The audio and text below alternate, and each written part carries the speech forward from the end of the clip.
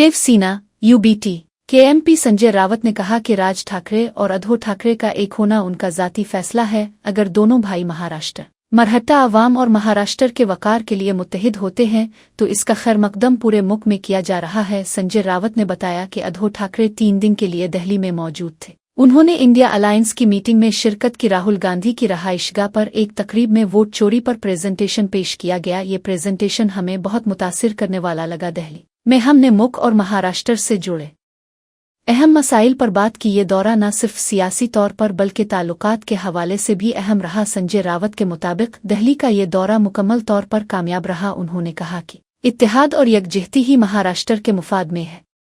देखिए, राज ठाकरे जी, उद्धव ठाकरे जी का एक साथ आना ये दोनों का व्यक्तिगत निर्णय है।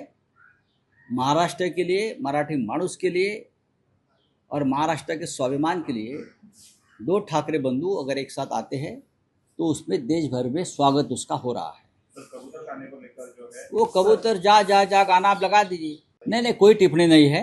ये आप लोग को टिप्पणी विप्पणी करना छोड़ दीजिए। उद्धव जी 3 दिन दिल्ली में थे, इंडिया ब्लॉक की मीटिंग में शामिल हुए। राहुल गांधी जी के निवास स्थान पर जो स्नेह भोजन का कार्यक्रम हुआ, वहाँ एक प्रेजेंटेशन दिया चुनाव वोट चोरी के बारे में।